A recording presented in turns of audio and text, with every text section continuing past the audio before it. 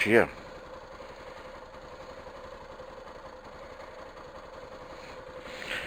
Tudo certinho aí, minha gente? Começando semaninha com mais uma manhã bonita.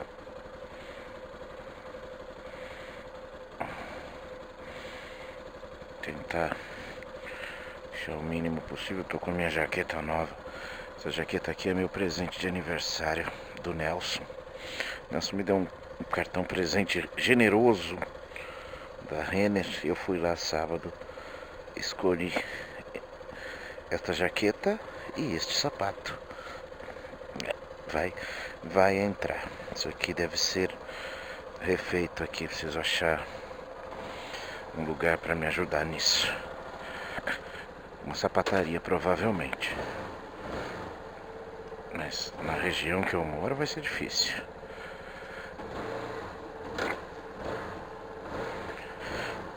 Vamos nessa? Já verificar aqui, ó. Estou... Bom dia, meus amores. Estou com o farol ligado. Farol aceso. 2 vezes que eu, durante boa parte do caminho, descubro que estou com o farol apagado. Outro dia eu fui descobrir isso na Raposo Tavares já.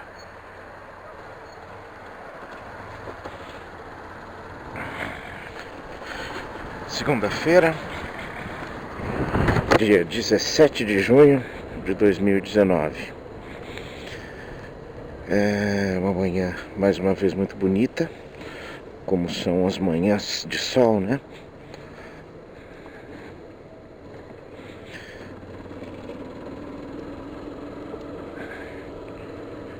Hoje o Pitoquinho, aliás, até mais, meus amores, até mais tarde.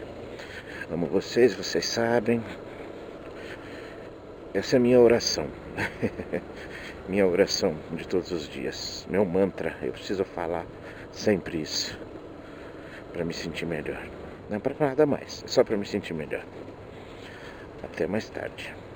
Até daqui a pouco. O Pitoquinho tá excitadíssimo. Hoje é o dia de um passeio que eles vão aí num parque. Eu não entendi muito bem, uma espécie de um parque desses de piquenique e tal, né? Não sei nem onde é. E ele empolgadíssimo, nossa, acordou perguntando, é hoje? E não, desde a quinta-feira, é hoje, papai? Não é hoje. Aí para explicar para ele a noção de depois do fim de semana, depois de sábado e domingo, aí já viu, né?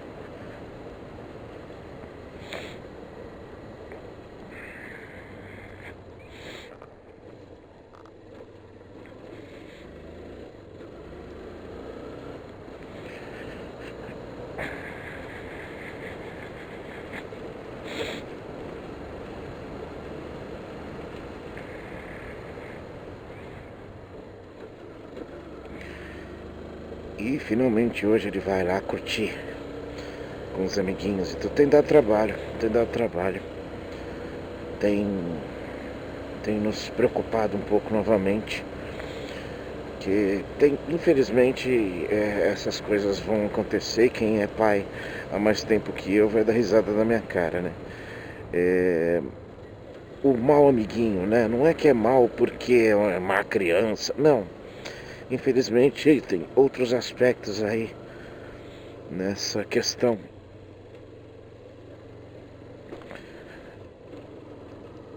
Garoto na classe que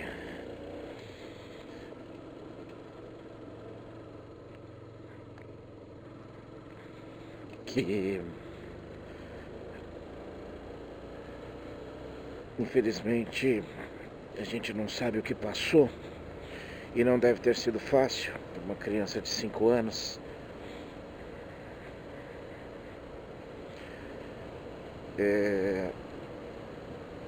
Ele é adotado, ele é bastante agressivo, ele tem brincadeiras agressivas,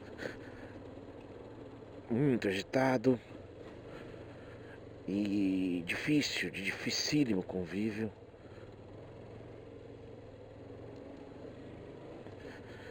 E ele tem tido, desde sempre, tem tido problemas com esse garoto. Não é que ele tem problemas com o menino porque o menino, porque ele faz alguma coisa, não, ele gosta da bagunça, né?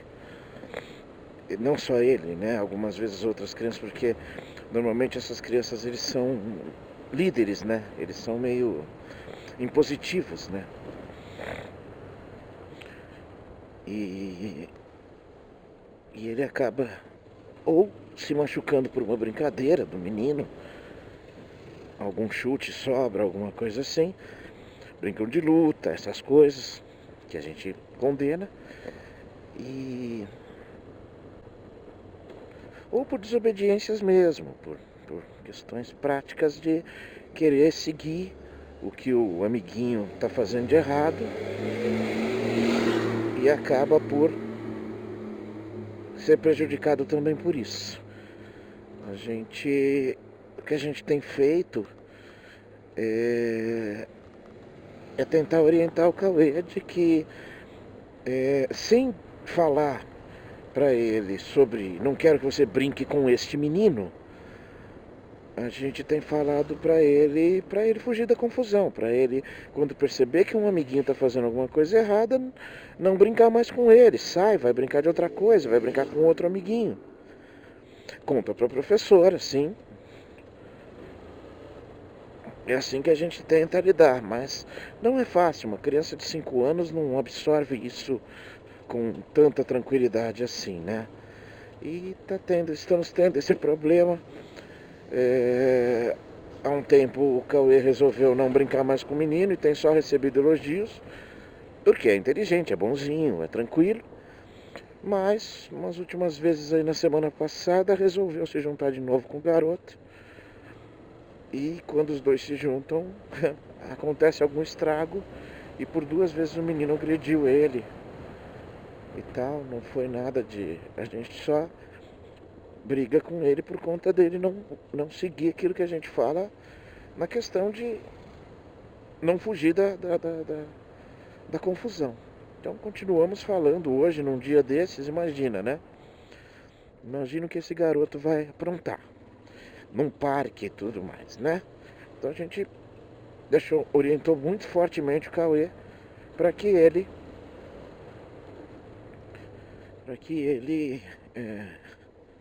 vigie, né? Para que ele se cuide e não se envolva com o que está errado.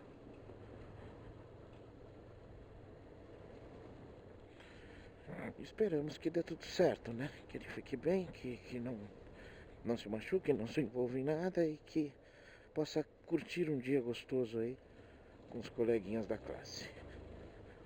Vai um pouquinho pra lá, filho, um pouquinho pra lá, filho. Caramba, ajuda o mundo. Não tem capacidade de entender, né? Aliás, essa questão de não ter capacidade de entender me leva diretamente para onde eu quero falar. Para onde eu quero falar. Como é que eu quero que pessoas... E o incrível é isso, são pessoas que não são imbecis na vida normal e real, assim, não são. Pessoas que alcançaram ou que mantiveram, né, nível de bens e negócios e tudo mais, muito bem, fazendo muito bem o seu trabalho, ou seja, atividades que merecem elogio. Construíram um patrimônio ou mantiveram um patrimônio de muito conforto para a família e tudo mais, ou seja, isso exige que as pessoas sejam um pouquinho além da média, né? De não jogar tudo fora, de saber se separar coisas certas de erradas.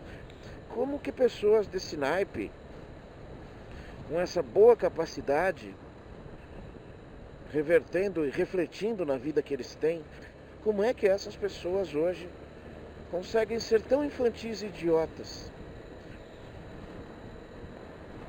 Sabe, esse endeusamento bobo, sem sentido, idiota, de um cara que não teria capacidade de segurar um patrimônio como eles, nem perto, porque não é uma pessoa de capacidade intelectual suficiente. E eles admiram essa pessoa. Admiram. Admiram assim a ponto de um homem bom, de bom coração, que vai salvar o Brasil. Mano, que coisa impressionante. Fez merda aqui, hein, bro?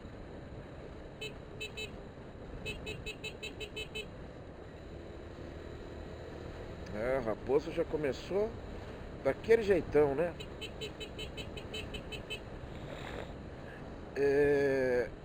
Mas enfim, eu já falei sobre isso. É realmente para mim difícil de entender. Difícil realmente de entender aonde em determinado momento essas pessoas entrou esse vírus.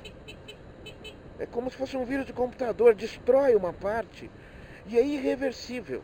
É irreversível. A pessoa age como uma seita. Como uma seita. E aí como é que eu quero que essas pessoas,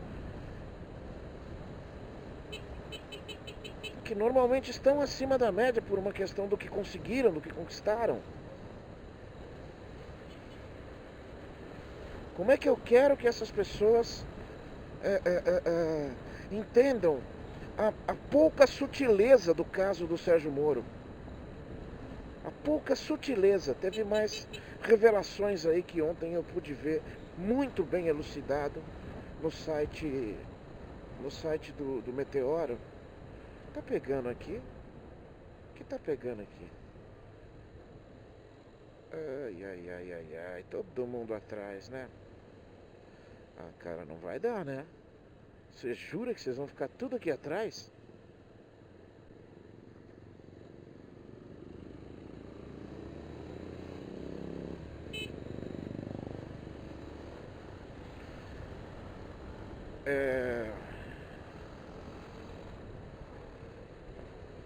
Então, por que ninguém tá passando, hein? Por que ninguém tá passando do cara? Não tô entendendo nada. Tem uma bike aqui, é isso? Ele tá protegendo a bike? Enfim, né? Não sei se aquilo tem medidor de velocidade aqui pro corredor. A pouca sutileza, tem um pouquinho de sutileza para se entender onde a gente está querendo chegar. Mas por conta dessa contaminação desse vírus, essas pessoas, não é que elas não querem, elas são incapazes de enxergar a gravidade do tipo de ação que foi tomado. E elas justificam tudo pelo ódio mortal, pela vontade de que Luiz Inácio da Silva morra e, se possível, em praça pública, sendo torturado durante 8 dias sem parar. É esse efetivamente o desejo dessas pessoas.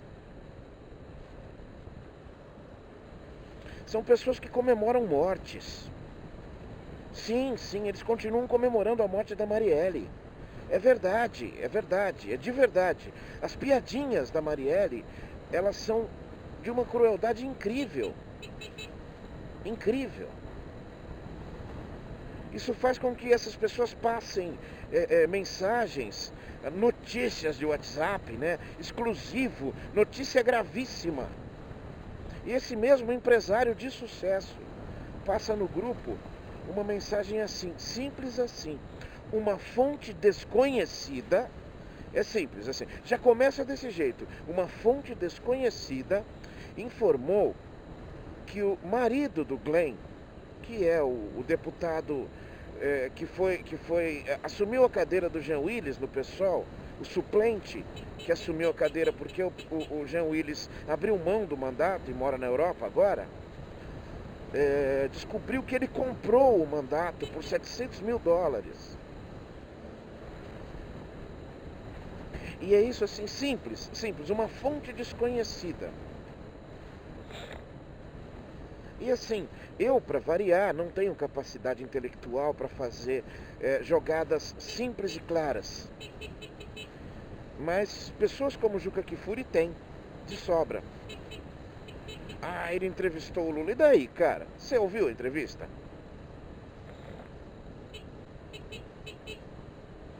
A linha do Juca é a mesma do Reinaldo Azevedo, um antipetista convicto.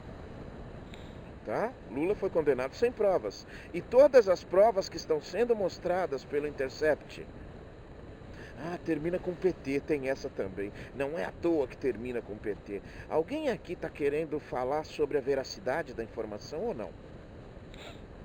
Porque é assim, existem duas linhas básicas, e essa é a jogada, essa é a constatação.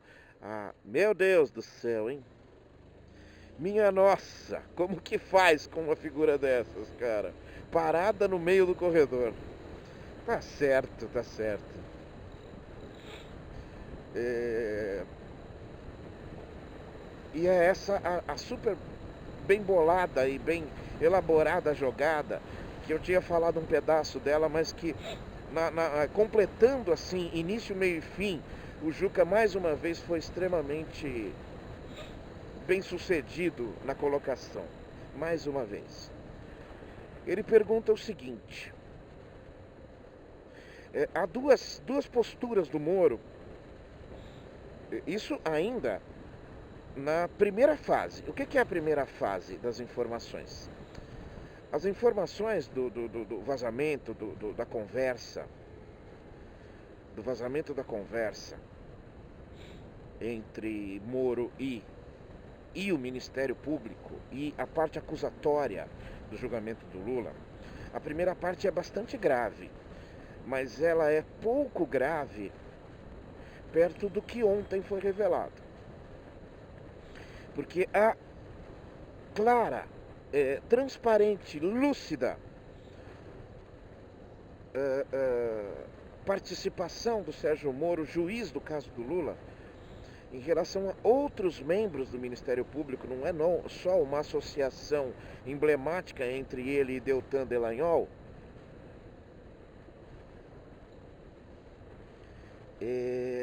Ontem, nas revelações de ontem, inclusive, por que demora?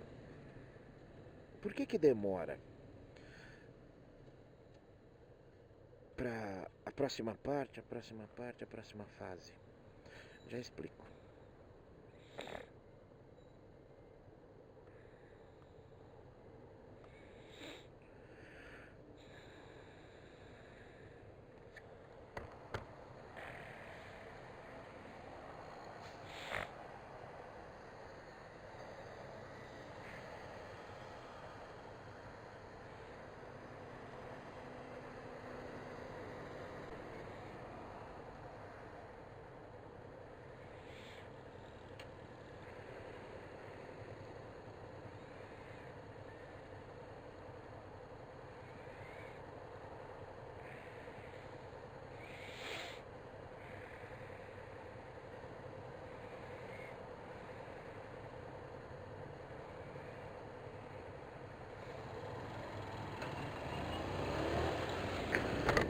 Porque demora para... põe 7, 8 frases, depois de uma semana coloca mais 7, 8 frases, e assim vai.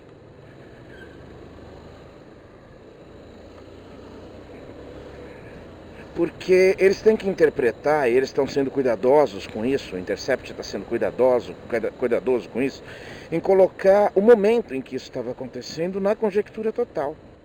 E ontem ficou muito claro, assim, muito tranquilo, muito límpido de se perceber. Houve o confronto, aquele que estava durante 2 anos sendo aguardado, aonde o juiz, cara a cara com Luiz Inácio, o interpela sobre assuntos específicos.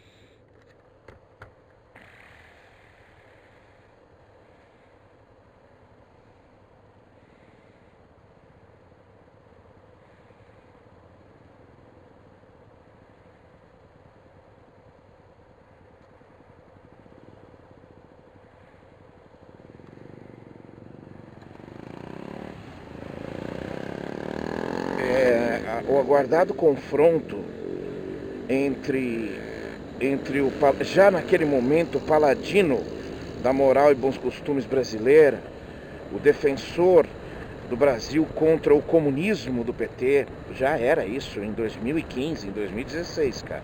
Estamos em 2019. E finalmente acontece. E acontece, e ele não foi assim tão sensacional quanto eles pensavam que fosse. Eles achavam que iam realmente...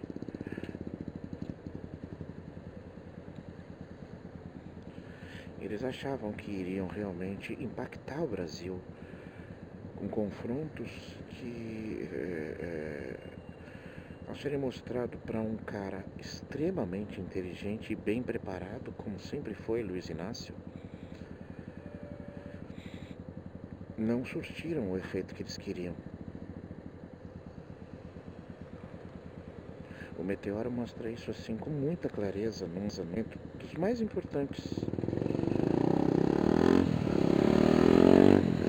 No momento dos mais importantes do depoimento, aonde o Sérgio Moro mostra um documento, que segundo ele foi encontrado no apartamento, onde há provavelmente alguma intenção de compra ou algum ok de acordo com tudo isso por causa do triplex, tá? E o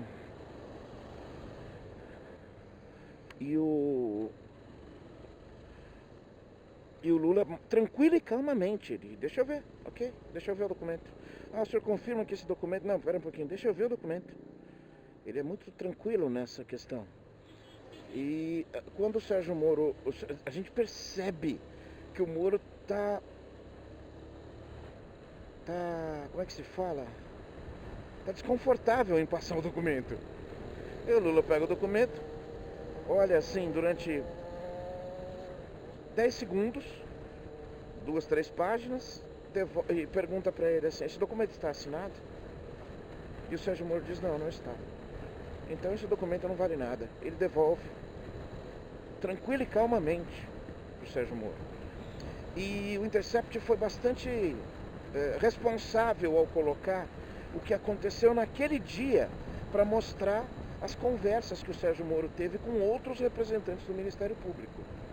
Porque saindo de lá, uma multidão de malucos adoradores de Lula, que é outra parte que eu não consigo entender. Quer dizer, eu entendo, eu só não concordo, mas eu entendo. Porque o endeusamento é muito parecido com um vírus também.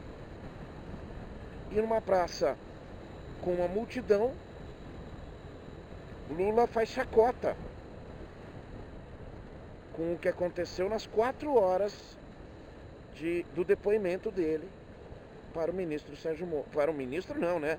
Para o juiz Sérgio Moro. Ele faz chacota. Ele diz, eu pensei que eu ia chegar lá e iam me mostrar uma escritura.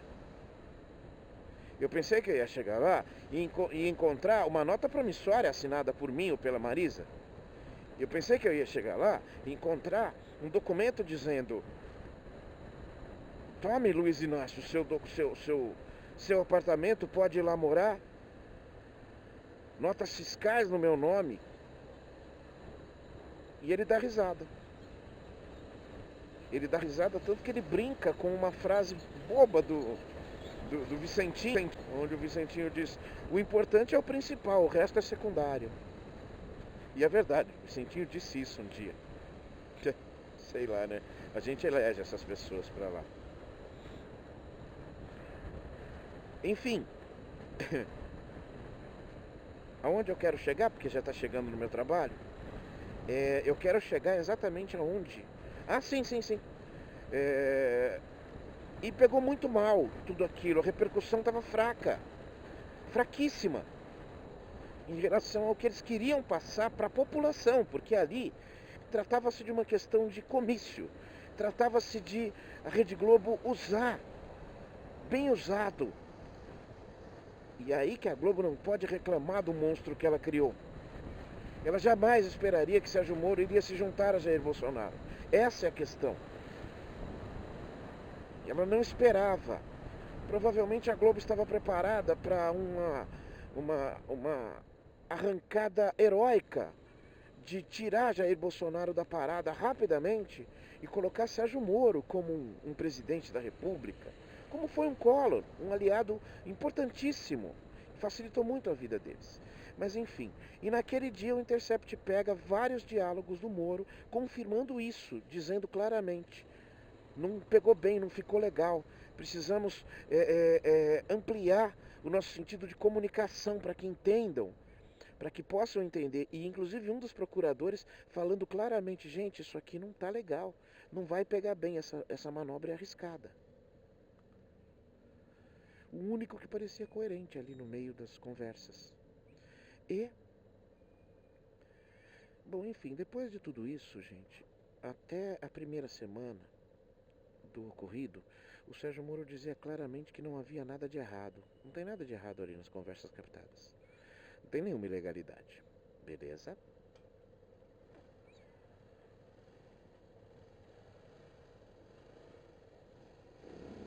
E depois, por volta de quinta-feira da semana passada, ele começou a colocar que a questão da ilegalidade, né, da forma como foi pega a informação e de ter sido forjado. Não, essas informações não são confiáveis. Ou seja, deixando eu entender que a montagem ali e tudo mais. Então vamos lá. Se num primeiro momento ele diz que não havia nada de errado, ele admite a possibilidade do vazamento, admite a possibilidade das conversas terem ocorrido. Para ele é natural, é normal. Um juiz pega informações com as partes. Engraçado que só com a parte que lhe interessa, politicamente falando. E segundo, muito importante dizer, num segundo momento ele fala sobre a montagem, ou seja, eu queria entender, e é importante que que as pessoas possam entender isso com mais tranquilidade, que ou ele acha ilegal ou ele acha legal. Ele tem que, agora então ele está com o discurso da ilegalidade do vazamento. Uma informação pega de forma incorreta, ilegal, ela não deve ser divulgada. E aí a pergunta final: mas quando você libera um vazamento deliberadamente de uma conversa, de um grampo não autorizado do presidente da República, e 15 minutos depois você libera isso para a imprensa, efetivamente para a Rede Globo, aí não tem ilegalidade, porque você é um juiz. Então, em algum momento, senhor Sérgio Moro, o senhor tem que se colocar, aceitar, entender que o senhor está sendo chamado a esclarecer uma questão que seria importante que você deixasse claro. Você agiu politicamente. Você não agiu com moldes de justiça imparcial. E isso é importante. Eu não vou mais esperar que os bolsominions ou moristas, né? Tem moristas também, né? Existem pessoas que conseguem até separar o juiz Sérgio Moro. São... Caralho. Bom, faz assim. Pronto. Não voltava pro neutro. Conseguem até separar e ter fanatismos diferentes, né? Vamos deixar claro, gente. Quando o seu juiz de estimação, o seu incorreto de estimação fizerem correções, você arruma justificativas dizendo que era por um bem maior. Cuidado, porque daqui a pouco o seu mitozinho estará na mesma baia, na frente de um juiz que estará intencionalmente querendo prejudicá-lo, querendo tirá-lo da sua frente. Eu sei que para você é difícil entender, eu compreendo, mas eu peço que você tente se esforçar um pouquinho mais. Beijo do gordo.